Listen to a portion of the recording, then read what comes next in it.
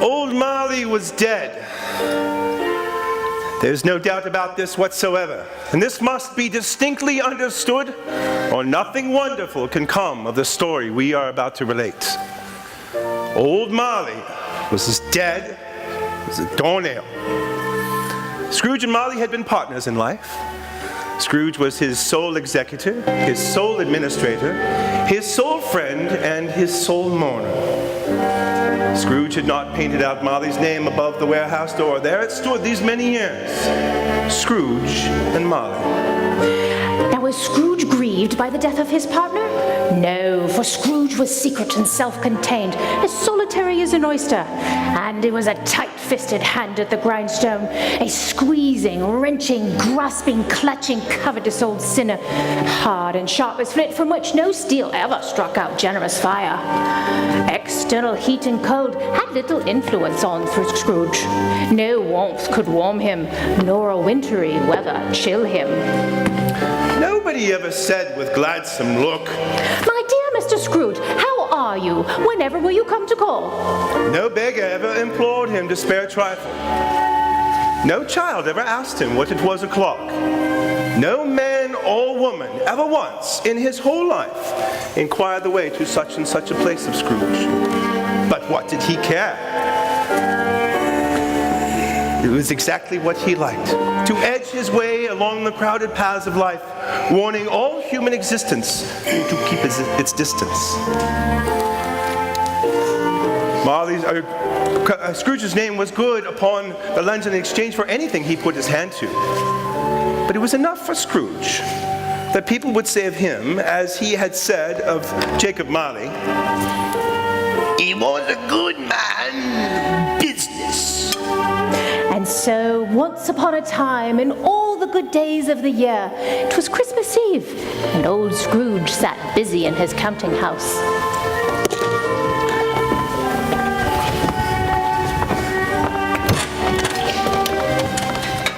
Mr. Cratchit! Yes, Mr. Scrooge? What, pray tell, Mr. Cratchit, are you doing? Stoking the fire, Mr. Scrooge. It is almost out, and it's rather cold out today, sir. Mr. Cratchit, it is well known that a body occupied with vigorous work produces its own heat and does not need the burning of expensive coal for which I have paid. Therefore, sir, if you find you do not have enough work to keep you warm, perhaps I no longer need your services, in which case I think you will find it much colder outside than inside. Now get back to your work. Yes, sir. Merry Christmas, Bob Cratchit. Merry Christmas, Mr. Fred, and a most happy New Year. Why, thank you, Bob. And how's that splendid family of yours? Oh, very well indeed. Mr. Cratchit, if I must speak to you one more time about your lack of diligence, you will find yourself keeping Christmas by losing your position. Yes, sir, sorry, sir. Merry Christmas, Uncle. God save you. Yeah, bah humbug. Christmas, a humbug, Uncle? You don't mean that, I'm sure. I do. What reason have you to be merry? You're poor enough. What right have you to be dismal? You're rich enough. Humbug, I say. Don't be cross, Uncle. What else can I be when I live in a world of fools such as this? Merry Christmas. I say out upon Christmas. And Merry Christmas especially. What's Christmas to you but a time for finding yourself a year older and not an hour richer? Finding yourself with bills to pay and no money?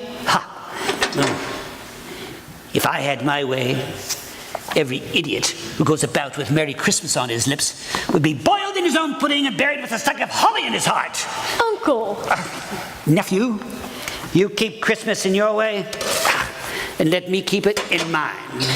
Keep it? But you don't keep it. Well, let me leave it alone then. Much good may it do you. Much good has it ever done you. There are many things from which I might have derived good, by which I have not profited. I dare say Christmas among the rest, but I'm sure that I've always thought of Christmas time as a good time.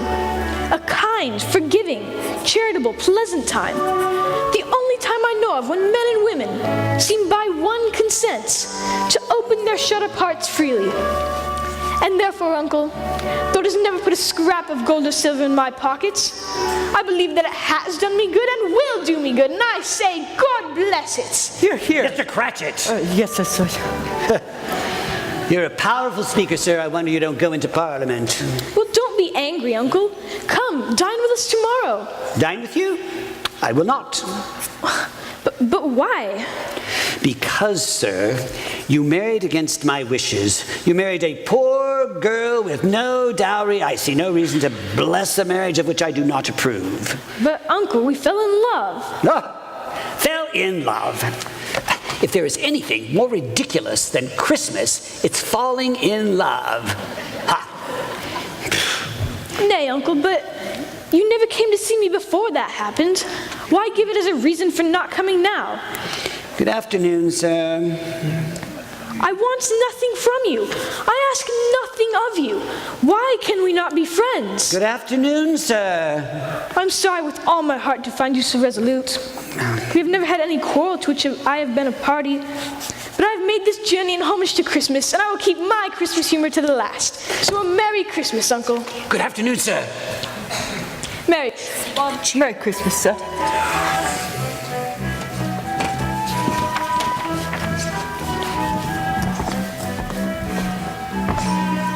Scrooge and Marley's, I believe. Have I the pleasure of addressing Mr. Scrooge or Mr. Marley? Mr. Marley has been dead these 7 years. He died 7 years ago this very night. My most humble condolences, sir. This is a place of business. If you have some, please conduct it. If not, please leave. Yes, of course. At this festive season of year, Mr. Scrooge, it is more than highly desirable that we should make some slight provision for the poor and destitute, who suffer greatly at this present time. Many thousands are in want of common comforts. Hundreds of thousands are in want of common necessities, sir. Oh, are there no prisons? Plenty of prisons. Oh, and the workhouses, are they in full operation?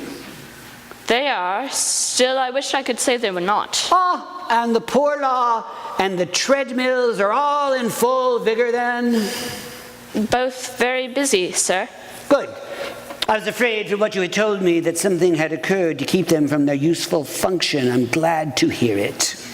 A few of us are endeavoring to raise a fund to buy the poor some meat and drink and means of warmth. What shall I put you down for? Nothing. You wish to remain anonymous? I wish to be left alone, since you asked me what I wish. I do not make merry myself at Christmas, and I cannot afford to make idle people merry. I am forced to pay taxes to support the institutions which I have mentioned. If the needy have needs, they must go there. Many can't go there, and many would rather die. Good then. If they are like to die, let them do so, and decrease the surplus population. But surely you do not mean... Good day, sir. Yeah.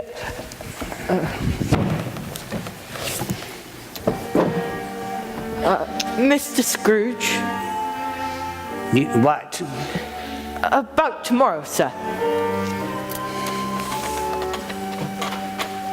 It's Christmas Day, sir. Yes. I suppose you shall want the whole day. If it's quite convenient, sir. No, it is not convenient, and it is not fair. If I was to stop you half a crown for it, you'd think yourself ill-used, but you don't think me ill-used when I pay a whole day's wages for no work. Well, I suppose you must have the whole day. And it's a poor excuse for picking a man's pocket every December the 25th. So, come here all the earlier the next day. Yes, sir.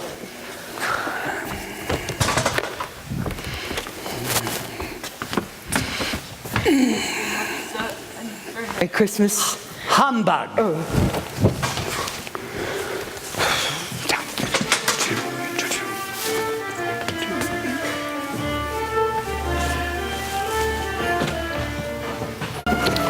Scrooge took his usual melancholy dinner in the usual melancholy tavern, and as always, he ate alone.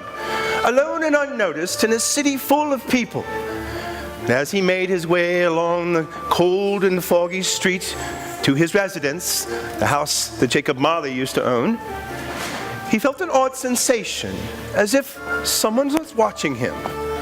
But there was nobody on that dark and dismal street upon which he resided.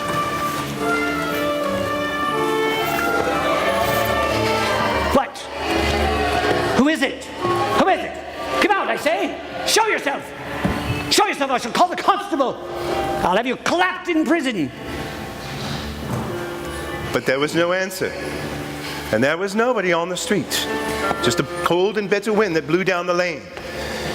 So as Scrooge made his way to his home, a little bit more rapidly than was normal, he made his way and he put his key into the lock. Now there was nothing particular about the knocker on the door except that it's very large, and he's seen it night and day, every day that he had lived there. But can anyone tell me how it is that when he looked at the knocker, he saw not the knocker, but the face of Jacob Marley, not an impenetrable shadow like those out in the courtyard, but it had an eerie light about it, and the face looked to him as Jacob had always looked. That frozen torment, disheveled hair, eyes wide open, and as he put his key into the lock and he fixed his eyes upon the phenomenon, it was a knocker again. Scrooge, who most certainly did not possess a vivid imagination, found himself greatly disturbed and hurried inside. Once inside his gloomy rooms, he closed the door and locked himself in. Double-locked himself in, which was not his custom.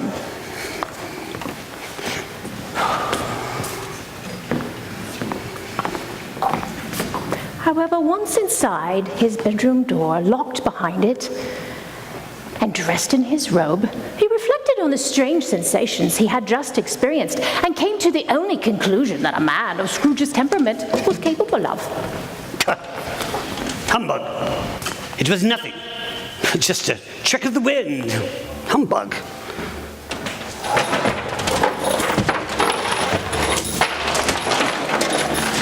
Ebenezer Scrooge! It's humbug still? I won't believe it. Believe me, Ebenezer!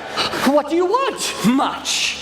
Who are you? Ask me who I was. Well, who were you then? In life, I was your partner, Jacob Marley. No. You don't believe in me? I don't. What evidence do you have of my reality beyond that of your senses? I don't know. Why do you doubt your senses? Because a small thing affects them. Yes. Why, a slight upset of the stomachs makes them cheat. Why, you could be a bit of undigested beef, a blot of mustard, a crumb of cheese, an underdone potato. Oh, there's more of gravy than of grave about you. Spirit, dreadful spirit, why do you haunt me? It is required of every man that the spirit within him should walk abroad among his fellow men and travel far and wide. And if that spirit goes forth not in life, it is condemned to do so after death. It is doomed to wander through the world and witness what it cannot share, but might have shared on earth, and turn to happiness. Oh, so you were fettered. Why is that? I wear the chains I forged in life. I made it link by link, yard by yard. I girded it of my own free will. Of my own free will I wore it. Its pattern strange to you? Or would you know the weight, length, and strong coil you bear yourself? It was as full and as heavy as this. 7 Christmas Eves ago. You have labored on it since. It is a ponderous chain. Oh, Jacob, speak some word of comfort to me. I have none to give as Ebenezer Scrooge. I cannot rest. I cannot linger anywhere. In life, I never rode beyond that of our money-changing hole, and weary journeys lie before me. Oh, but you're always a good man of business, Jacob. Business! Mankind was my business. The common welfare was my business. Charity, mercy, forbearance, benevolence were all my business. Why did I walk through crowds of fellow beings with my eyes turned down and never raise them to that blessed star which led the wise men to a poor abode? Were there no poor homes to which its light might have conducted me? Hear me. My time is nearly gone. I'm here tonight to warn you of a chance of yet escaping my fate. Oh, you were always a good friend to me, Jacob. You'll be haunted by 3 spirits. Oh, is that the chance of the did you think of? It is. Must I have them? Expect the first tomorrow when the bell tolls 1. Oh, can't I have them all at once and get it over with? Expect the second when the bell tolls 2. Expect the third when the bell tolls 3. Ah!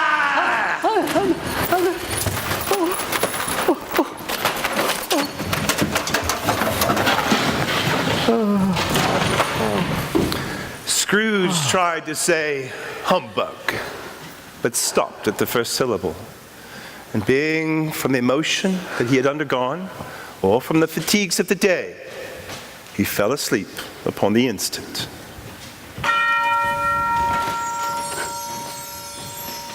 It's the clock. It strikes. Is anyone there? Humbug. Wrong in death as you were in life, Jacob Marley. Humbug, you hear me? Humbug!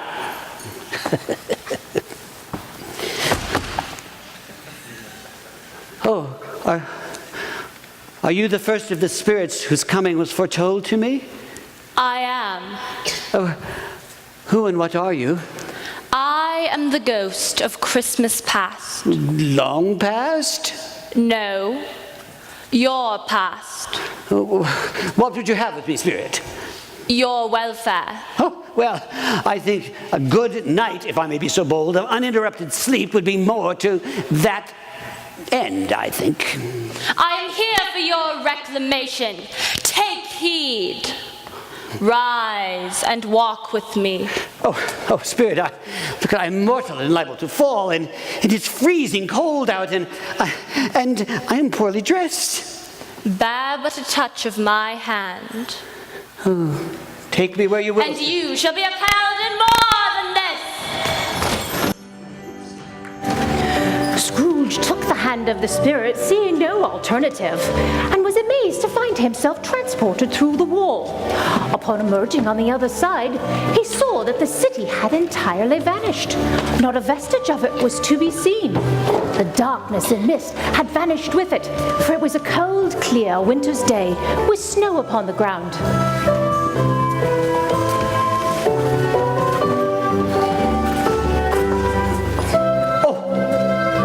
This place? Why, I was bred here. I was a boy here. Do you recollect the way? Remember if I could walk it blindfolded. Oh, look. It's my old school. These are but shadows of the things that have been. They have no consciousness of us. The school is not quite deserted. A solitary child, neglected by his friends, is left there still. Yes, I know. Do you recognize this child, Ebenezer Scrooge? Yes, it's I. Why are you left here alone? Well, it must be the Christmas holidays, and the other boys have gone home to be with their families. Not you? No, my father, I stayed at school. How sad to be all alone on Christmas Day. No. I never felt alone. Do you see how I read? Yes. You see, in these books I found my solace. Why, Ali Baba and the sorcerer's groom hung upside down by the genie. Oh, and Robinson Crusoe and Friday running for their lives and sailing around the world in ships. Oh, no, I never felt alone. Not as long as I had companions such as these to keep me company. No, I never felt alone. Never.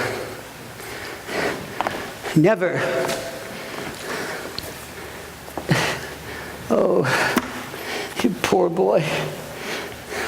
Let us see another Christmas.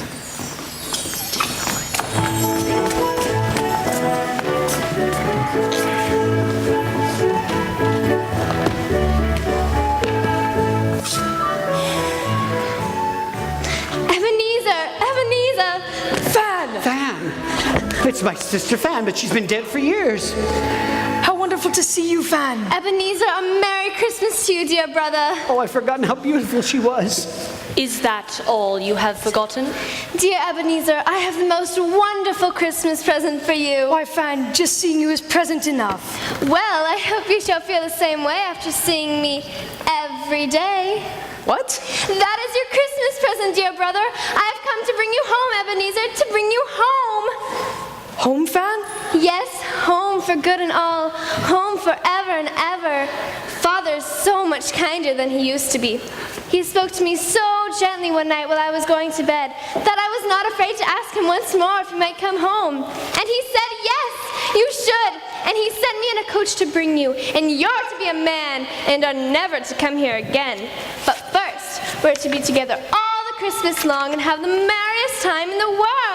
Thank you, Fan. You are quite a woman. You have no idea how much this means to me. Or you to me, brother. And I swear we shall never be separated again, as long as we both shall live. Quickly then, let us leave this dreary place. If I am forced to spend one more minute within these walls, I shall surely expire. Oh, what a Merry Christmas, Fan. And the happiest New Year ever. Fan. Always a delicate creature, whom a breath might have withered, but she had a large heart. That's very true, Spirit. I'll not gainsay you. She died a woman, and had, as I recall, children. One child. True, your nephew, Fred. Yes. Well, I am sure that Fan, wherever she is, must be comforted with the knowledge that her son has someone to look after him as she looked after you. Come, we have another Christmas to visit.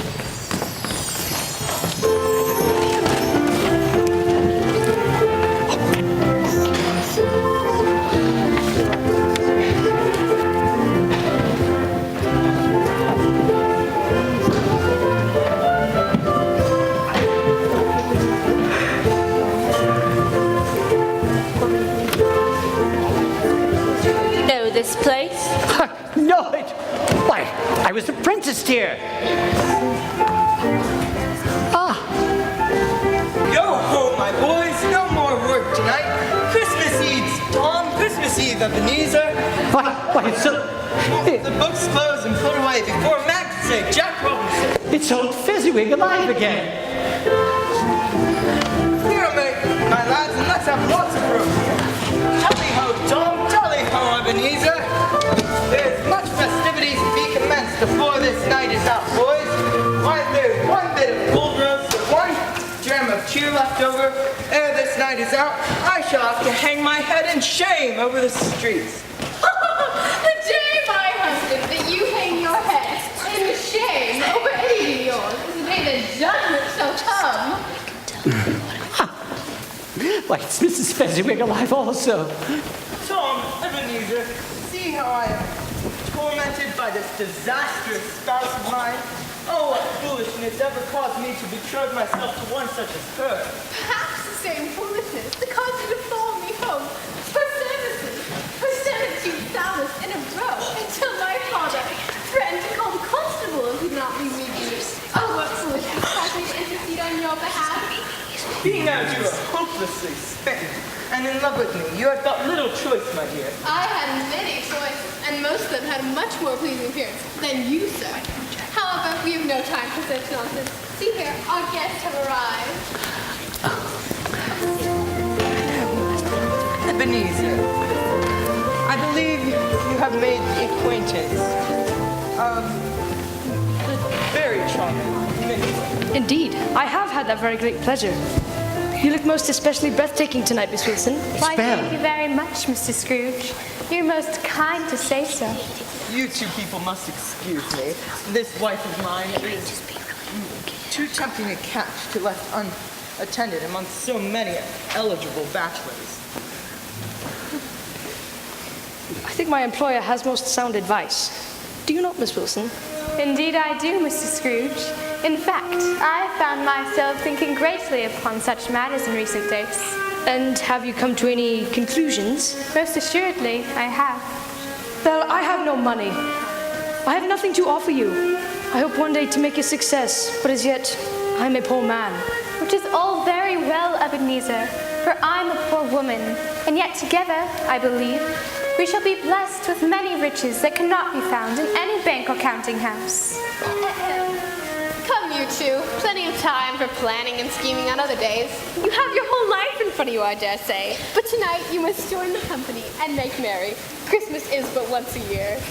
Mrs. Fezziwig, if you do not come and dance with me upon the instant, I shall find one of these charming young ladies to take your place. Old man, the only place these ladies can take you is so rude. Then why do you stop talking? Sweetie, you should sit down. You should sit down. Come, everybody. Let's dance.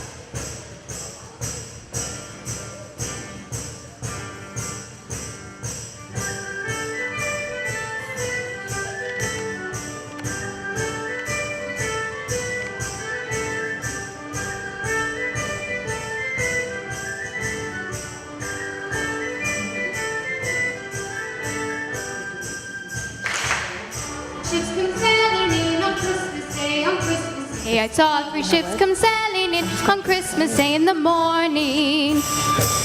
And what was in those ships, all 3 on Christmas Day, on Christmas Day? And what was in those ships, all 3 on Christmas Day in the morning?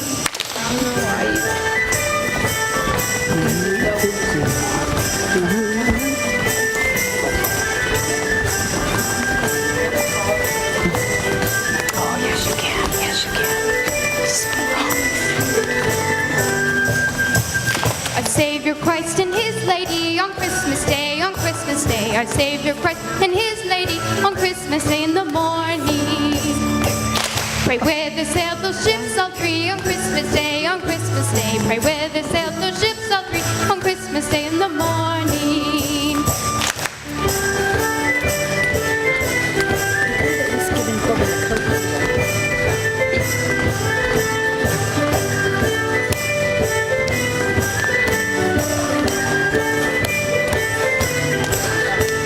Oh, they went down to Bethlehem on Christmas Day, on Christmas Day. Oh, they went down to Bethlehem on Christmas Day in the morning.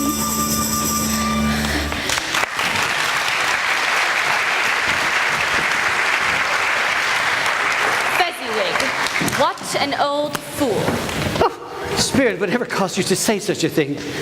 Why, Fezziwig was one of the finest men I ever knew. Perhaps the greatest man I ever knew. He was like a father to me. Did you see him? Dancing like a monkey, spending a very few pounds of your mortal money. 3 or 4 pounds at most. Is that so much that he deserves this praise? Oh, Spirit, it wasn't that. It's not that. He had the power to make us happy or unhappy, to make our toil light or burdensome. And with his good humor and kindness, why, he gave us more happiness than if it had cost a great fortune. What is the matter? Nothing. Something, I think. Oh, no. I just would like to say a few words to my clerk, that's all. It's nothing. My time grows short. Look and see. Do you remember this Christmas Day, Ebenezer Scrooge? This is absurd. No, Spirit. I do not want to see this scene. You must take me away. I do not want to see this. You're being ridiculous. It matters little. To you, very little. Another idol has displaced me. And if it can cheer and comfort you in time to come, as I would have tried to do, I have no just cause to grieve. What idol has displaced you? A golden one. Is this the even dealing of the will, then? There is nothing on which it is so hard as poverty, and there is nothing that it professes with such severity as the pursuit of wealth. You fear the world too much. I have seen your nobler aspirations fall off one by one. Now, only gain engrosses you. Is this not true? What then? Even if I have grown so much wiser, what then? I am not changed towards you. Am I? Our contract is an old one. It was made when we were both poor and content to be so. You are changed. When it was made, you were another man. I was a boy. Your own feeling tells you that you are not what you are. I am that which promised happiness when we were one heart, is now fraught with misery now that we are two. How often and how keenly I have thought of this, I will not say. It is enough that I have thought of it and can release you. Have I ever sought release? In words, no, never. In what then? In a changed nature, in an altered spirit. Tell me, if this had never been between us, would you seek me out and try to win me now? A dowerless girl? You think not? I release you. With a full heart for the love of him you once were. You may have pain in this. A very, very brief time and you will dismiss the recollection of it gladly as an unprofitable dream from which it happened, well that you awoke. May you be happy in the life you've chosen. Stop her, you fool! Stop her!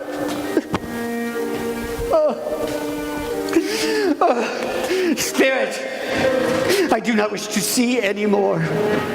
Remove me! I do not wish to see anymore. Haunt me no longer.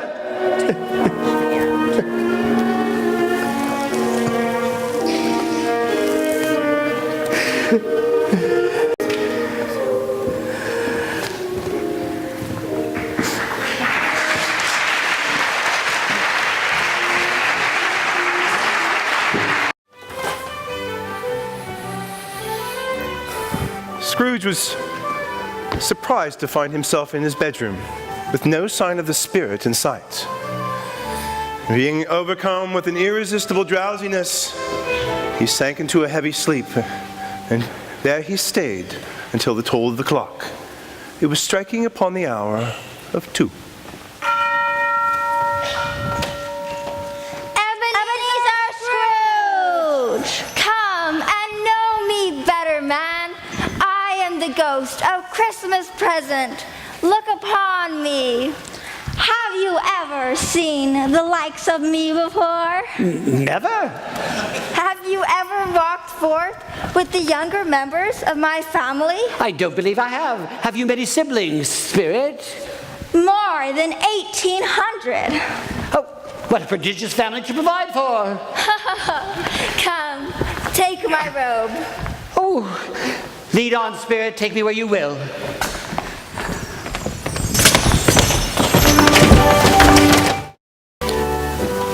Spirit, where is this? Don't you know? It is the house of your clerk, Bob Cratchit. Come, let us enter. Oh, no, Spirit, no. I am poorly dressed and I received no invitation. We will enter. Have no fear. As with my fellow spirits, they shall neither see nor hear you. Oh.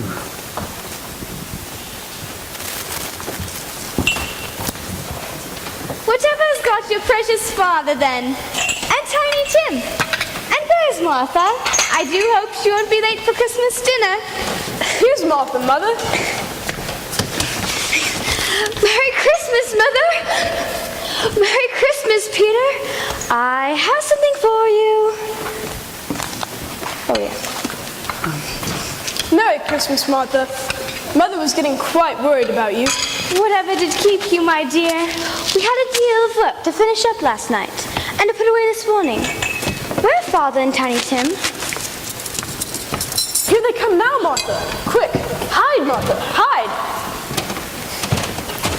Hello, all. Merry Christmas. I suppose you all thought we'd been swallowed up in some mysterious place. Why? Where's Martha? She surely must be here by now. She's not coming. What? Not coming on Christmas Day? Why ever not? It can't be helped. She's got too much work to finish. But it won't be a true Christmas without Martha, Father. You must do something, please. Don't worry, Tim. Martha! I would have missed Christmas with you for the world. Martha! Merry Christmas, Tim.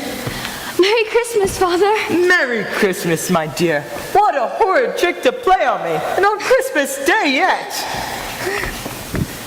Tim. You knew, didn't you? I have something for you. And how did little tiny Tim behave in church? As good as gold and better. Somehow he gets thoughtful sitting by himself so much. He thinks the strangest things you ever heard. He told me coming home from church that he hoped the people saw him because he was a cripple, that it might be pleasant to them to remember upon Christmas Day who made lame beggars walk and blind men see. And so shall our Tim be healed as well, my dear. Each day he is growing stronger and stronger. Yes, of course, Bob. I'm sure he is as well. Well then, if we're all assembled, let us begin this feast. A feast upon which your mother has labored mightiously, and has prepared for us the finest goose, with the finest stuffing, and the finest plum pudding in all of England. And so the Cratchits sat down to their Christmas feast. Now, it would not have taken much, I suppose, to notice that the feast and the home in which the feast was being served was cramped and cold, or that the clothes that the family wore, although clean, were shabby and had been mended a few more times than perhaps was advisable. And the goose, when it finally appeared, was, like the dwelling, too small to provide for a family of the Cratchit size. Yet there were potatoes and stuffing and applesauce to make up for the smallness of the goose, and love filled up the rest. Now, while it was true that there was not a morsel left on the table when the meal was done, it was also true that all had had enough. The love that turned the Cratchit hovel into a castle prevented them from seeing the poverty that surrounded them. My dear, I dare say that the Queen herself did not dine so well today as did the Cratchits. Well, if I do say so myself, I was rather pleased with the pudding. And so you should be, my love, and so you should be. And now shall we have a toast? A Merry Christmas to us all. God bless us, and let us always be thankful for our many blessings. God bless us, everyone. He's all right, my dear. He's been having these spells lately. He'll be as right as rain in a short while. Isn't that true, my little angel? Yes, Mother, I'm feeling much better already. Spirit, tell me, will the child live? I see a vacant seat in the chimney corner and a crutch without an owner, carefully preserved. If these shadows remain unaltered by the future, the child will die. No, Spirit, tell me that the child will live. If these shadows remain unaltered by the future, none other of my race will find him here. If the child be like to die, he had better do so and decrease the surplus population. Oh, Spirit, you pierced me with my own words.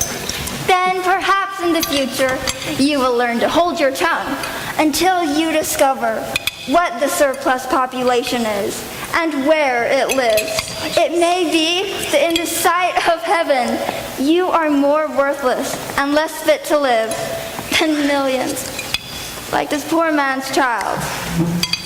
And now shall we have a toast to the founder of the feast, Mrs. Scrooge.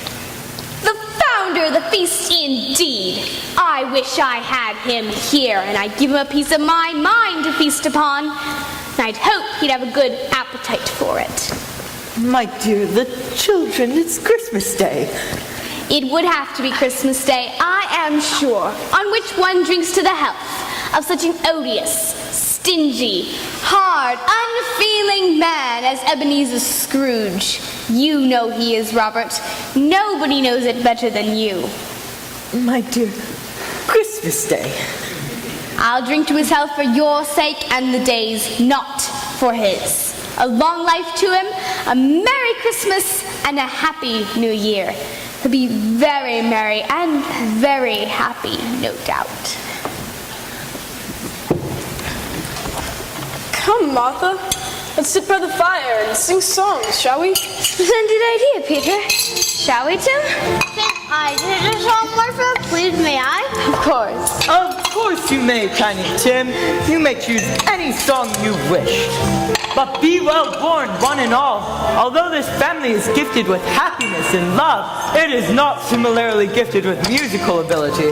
Halls with boughs of holly. La la la la la la. 'Tis the season to be jolly. La la la la la la.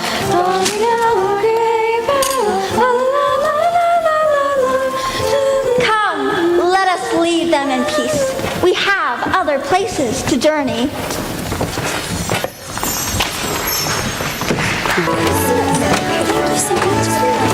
I have a game. Oh, game! I'm thinking of a beast. A savage, ferocious, horrible, evil beast that stalks the streets of London. A tiger. No, A lion. no, A cow. don't be silly. A rat. Close. A donkey. Closer still. I know! It's your uncle, Ebenezer Scrooge. Exactly. Go on, dear. Tell them what your uncle said today. He said that Christmas was a humbug. As I live, he believed it true. Surely you exaggerate, Fred. Well, I have no doubt that he is a stingy old miser. Surely no living creature could be that sour.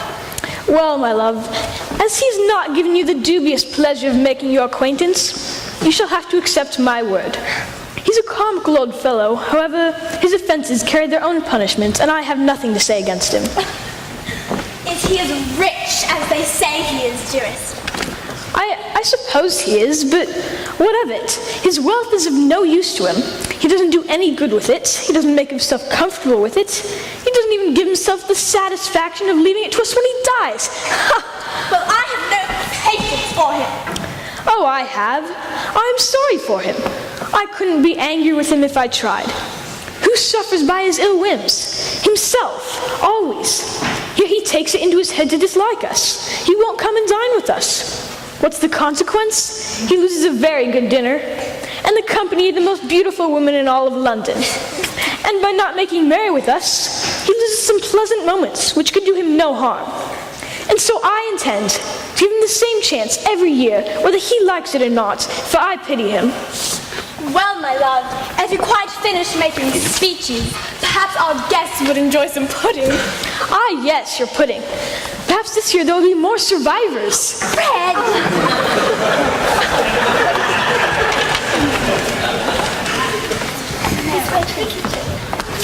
Pity me? A poor man married to a poor woman, and he pities me? But you truly think them to be poor? Well, I am very familiar with my nephew's financial affairs. He has nothing. How odd. I would have made the same observation about you. Me? Well, I'll have you know that I am worth... Your worth is worthless, Ebenezer Scrooge. Our time together is finished.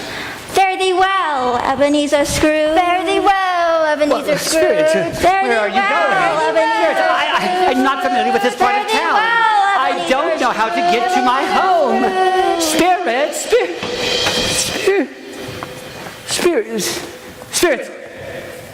Spirits, where have you gone? Spirits, I tell you, I don't know where I am. I don't know how to get home. Spirit, why have you abandoned me here?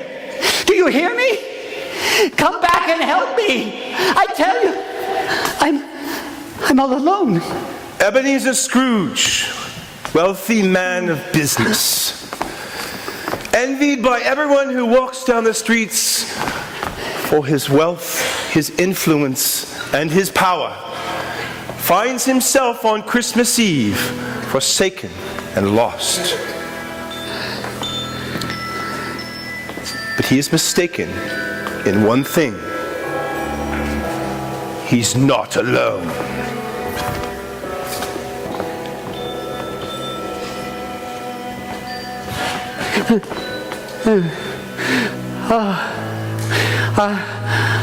Are you the ghost of Christmas yet to come? You are to show me the shadows of things that have not yet happened, but will happen in the time before us. Is that true, Spirit? Oh, Spirit, I fear you more than any specter I have yet seen. Will you speak to me? Oh, lead on then. The night is waning fast, and the time is precious to me, I know.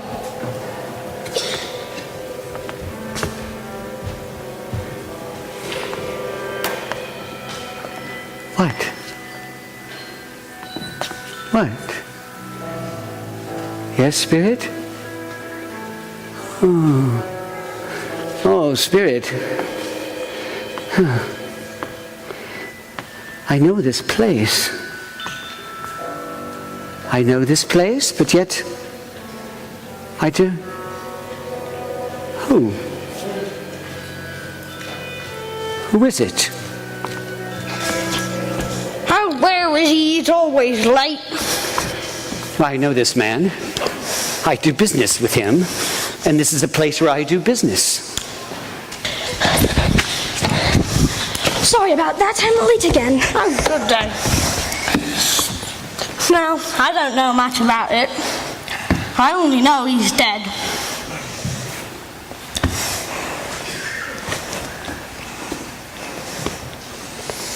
When did he die? Last night, I believe. What's the matter with him? I thought he'd never die. Heavens knows. What has he done with his money? I haven't heard. Left it to his company, most likely. I only know he hasn't left it to me. It's likely to be a very cheap funeral. I can't imagine anyone who will go. I don't mind going if a lunch is provided. However, I must be fed. Spirit, what? I am somewhat confused. What was the purpose of this conversation? And who were those men talking about? And why am I not at my usual table? It is 1:30. I am always at my table at this time. Oh,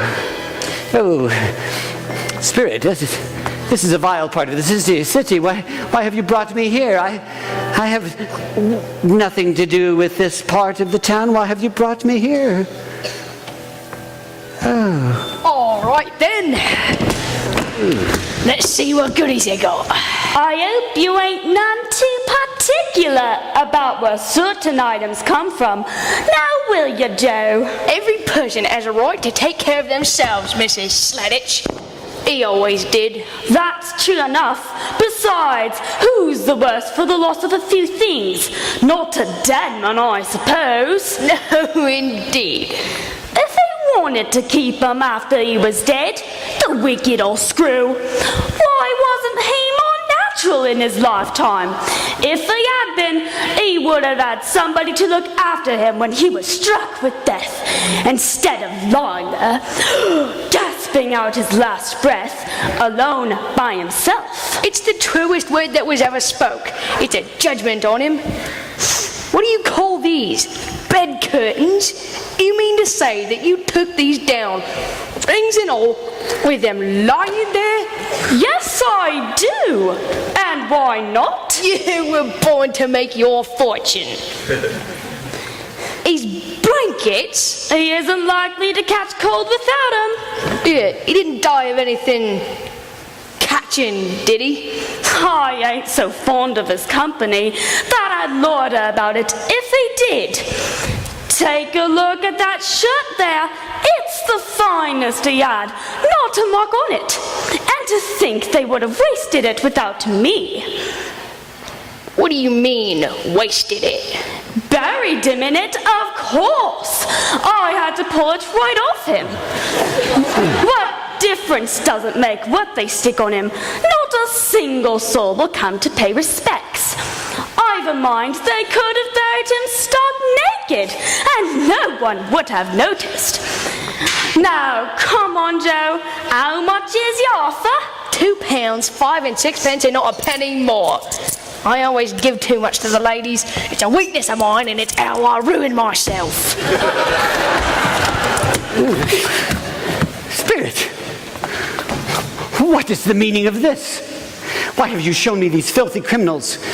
I do not know them. I don't do business with scoundrels such as these.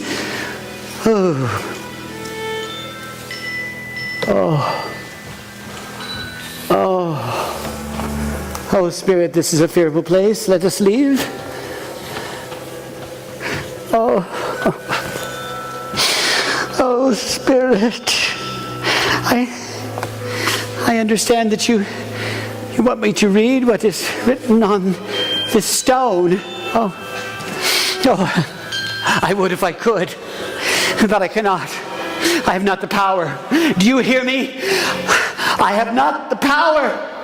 Oh, Spirit, you have showed me nothing but death, and no emotion connected with death but avarice and indifference. I demand that you show me some compassion, some tenderness connected with death.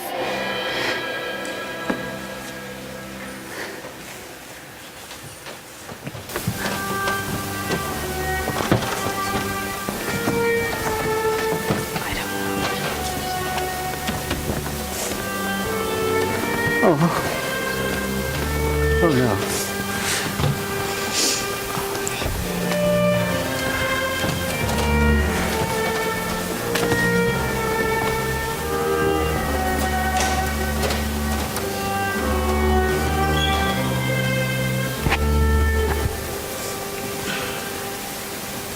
And he took a child and set him in the midst of them. And when he had taken him into the arms, The light hurts my eyes. The candle makes them weep. They're better now again. I wouldn't show red eyes to your father, not for the world. He must be near his time. past it, rather. He walks a little slower than he used to, Mother. Yes, but I've known him to walk very fast indeed with Tiny Tim on his shoulder. And so have I, Mother. He was very light to carry, and his father loved him so it was no trouble. No trouble at all. I'm sorry I'm late, my dears. I took a walk past there today. You went there, Robert? Today? Yes, my dear, I wish you could have gone. It would have done you good to see how green a place it is. But you shall see it often. I promised him I would walk there every Sunday. Oh, my child, my little child. Please don't be so sad, Father. We missed him as well. We all miss him, and we always shall. But I know that however and whenever we are apart from one another, we shall none of us forget poor Tiny Tim, shall we? Never. We promise. And I know, my dears, that when we recollect how patient and how mild he was, although he was a little child, we shall not quarrel easily among ourselves. We shall always be thankful for our many blessings. I am a very happy man. A very happy man. Spirit, I need to see no more. You have shown me everything I asked to see.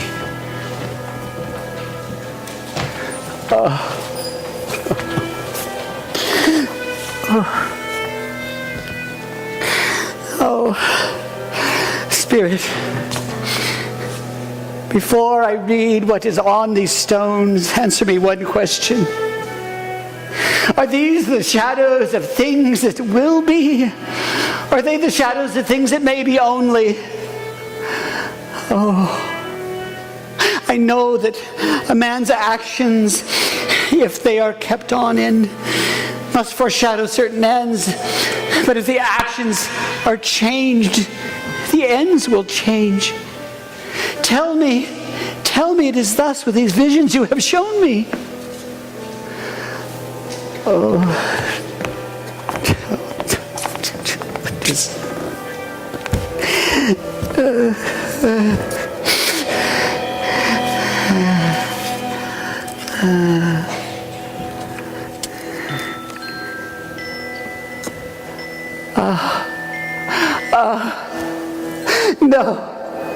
No. No, Spirit! Spirit! I am not the man I was! I am not, I will not be the man that I have been! Oh, Spirit! I know your nature deceits me. I know it pities me. Tell me that I may change these visions by an altered life. Oh, Spirit. I shall honor Christmas in my heart. I will endeavor to keep it all the year. I will live in the past, the present, and the future. The three spirits shall strive within me, and I will not forget the lessons that they teach. Tell me that I may wipe away these visions. Please.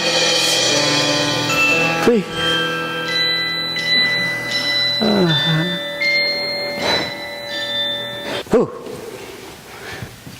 Am I alive?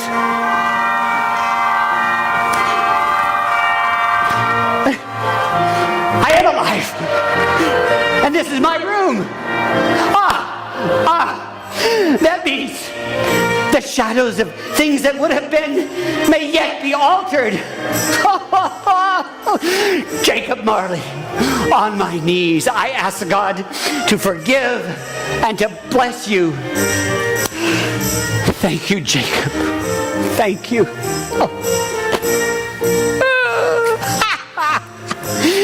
Merry Christmas to everyone, and Happy New Year to the whole world.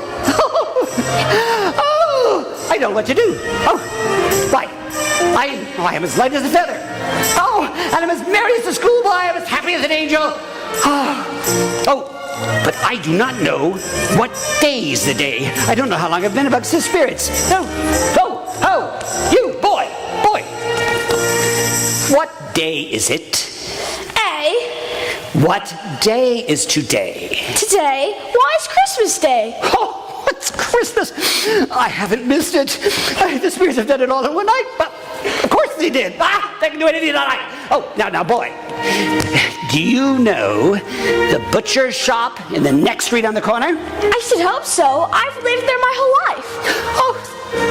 What a brilliant boy. What a delightful boy. Well, my good fellow, you know the prize turkey that's hanging in the window? What? The one as big as me? What a brilliant boy. Yes. Go and buy it. You're loony. No. I am in earnest. Go and bring the proprietor back with the bird. Come back with him, and I'll give you a shilling. Come back in less than 5 minutes, and I'll give you half a crown. Woo! I shall give and send that turkey to Bob Cratchit. He shan't know who sent it. Oh, no, he won't. Why, it's twice as big as Tiny Tim. They'll have a Christmas feast like they have never had in their entire life. The entire family will be fit beside. Old Scrooge, although not so old as he had once seemed, got dressed quickly, went out into the streets. And as he walked the streets, if truth be told, he saw them for the very first time. But more importantly than that, the people. He saw the people for the very first time in many and many a year.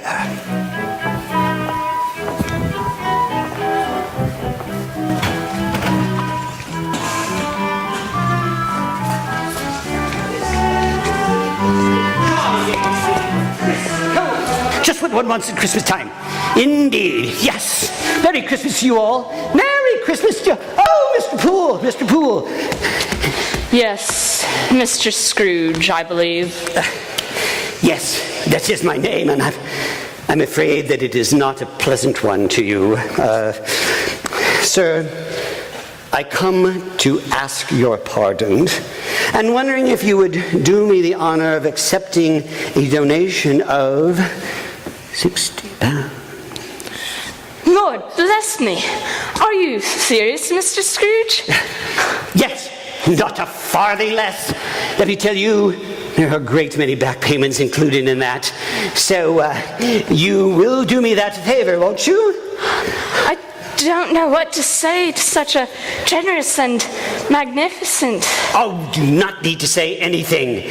Just make sure that you come and see me. You will come and see me. I will, sir. Most assuredly I will. Good then. Thank you. 50 times thank you, and bless you.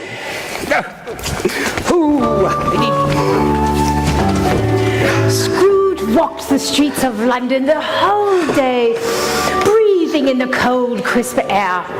And as evening approached, he found himself at a certain doorstep. He passed the door a dozen times before he gathered the courage to call. Lovely ladies.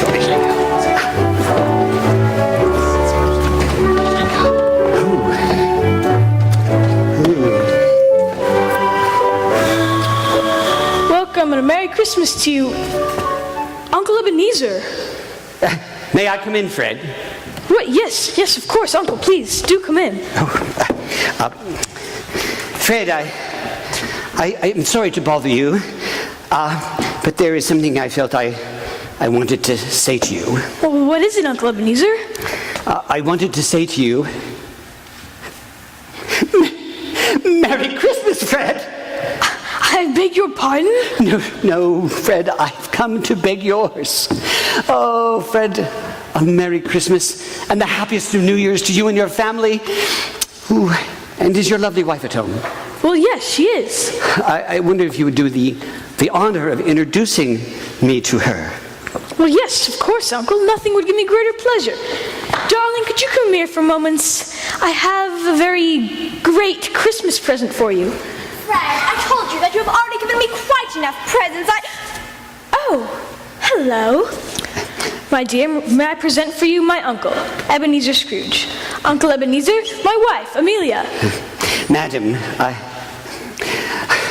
I hope you will find it in your heart to forgive me for the unforgivable way that I have treated you and my nephew. Uncle.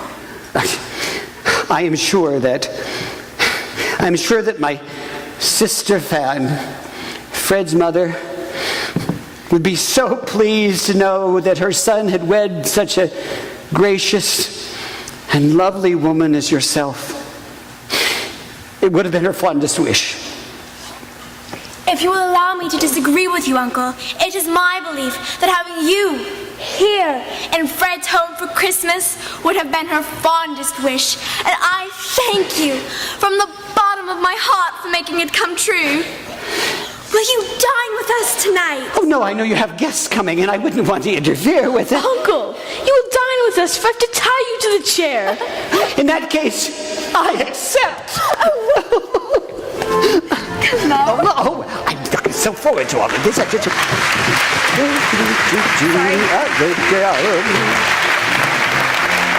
Scrooge was at home in 5 minutes.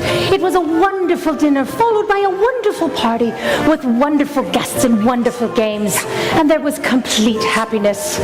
But on the next morrow, when Scrooge returned to his counting house, he found the door still locked.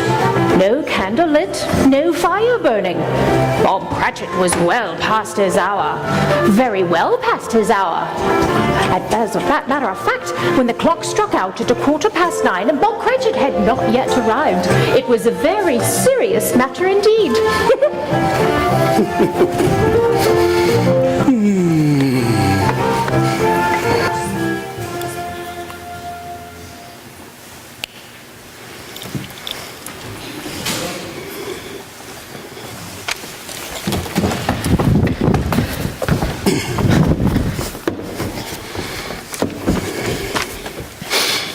Mr. Cratchit. Yes, sir? What do you mean by coming here at this time of day? I am late, sir. It won't happen again. Yes, you have been making merry. Won't you come over here, please? Come.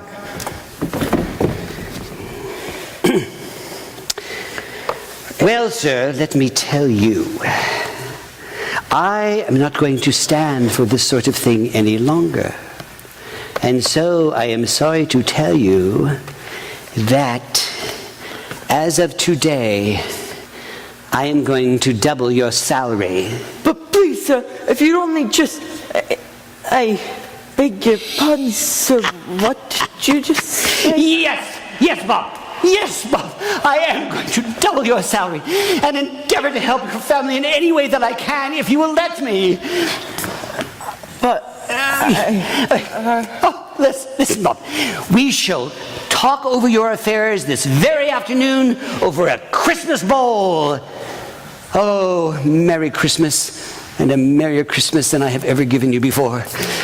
Oh, but in the meantime, I think we need a fire in here. Why, this place is freezing. This miserable place. We're lucky we don't have icicles hanging all over it.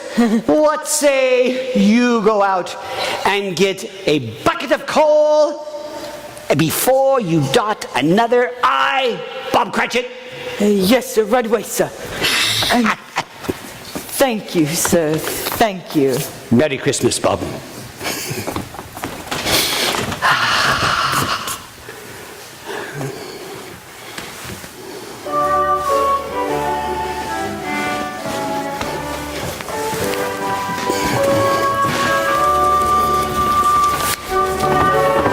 Scrooge was better than his word. He did it all and infinitely more. And to young Tiny Tim, who would not die, he was as a second father. He became as good a man, as good a friend, and as good an employer as any could have known in any city, town, or borough, or, I dare say, the entire world. And he knew how to keep Christmas well, if anyone possessed that knowledge. And may it be said of us, of all of us, and as Tiny Tim observed, God bless us, everyone.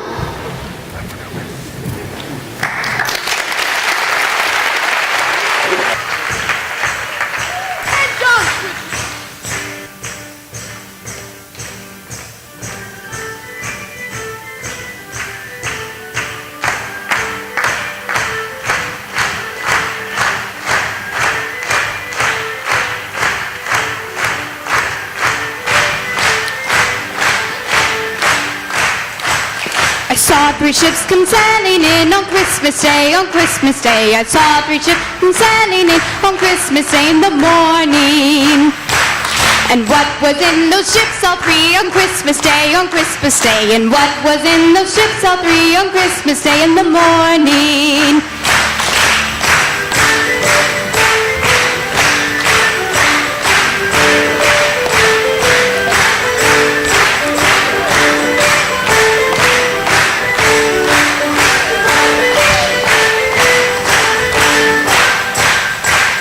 Our Savior Christ and His Lady on Christmas Day, on Christmas Day. Our Savior Christ, His Lady on Christmas Day in the morning. Pray with us, sail those ships all 3 on Christmas Day, on Christmas Day. Pray with us, sail those ships all 3 on Christmas Day in the morning.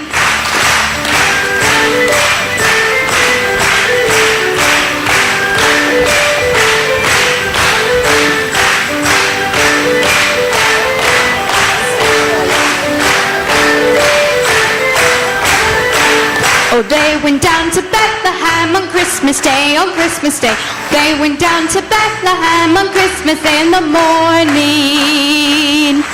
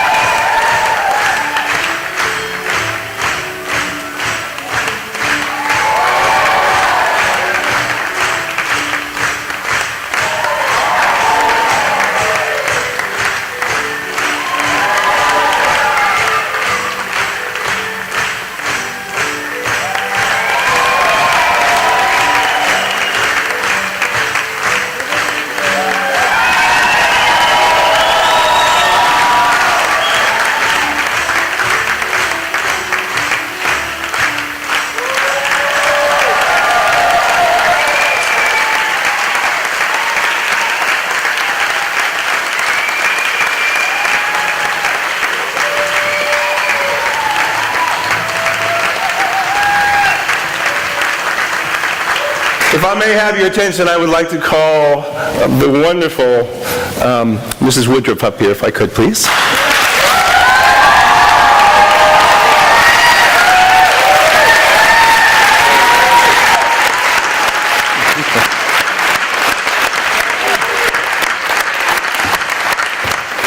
As everyone knows, she's very serious.